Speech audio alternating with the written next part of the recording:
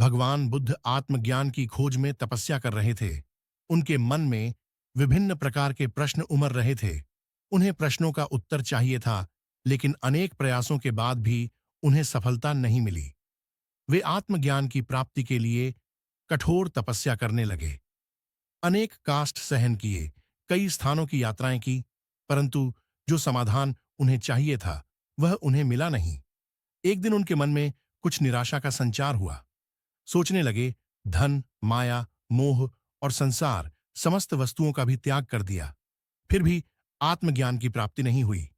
क्या मैं तभी आत्मज्ञान प्राप्त कर सकूंगा? मुझे आगे क्या करना चाहिए? इसी प्रकार के अनेक प्रश्न बुद्ध के मन में उठ रहे थे।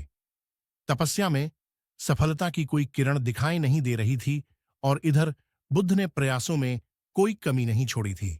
वे उदास मन से इन्हीं प्रश्नों पर मंथन कर रहे थे। इसी दौरान उन्हें प्यास लगी। वे अपने आसन देखा से उठे और जल पीने के लिए सरोवर के पास गए। वहां उन्होंने एक अद्भुत दृश्य देखा। एक गिलहरी मुंह में कोई फल लिए सरोवर के पास आई। फल उससे छूटकर सरोवर में गिर गया। गिलहरी ने देखा, फल पानी की गहराई में जा रहा है।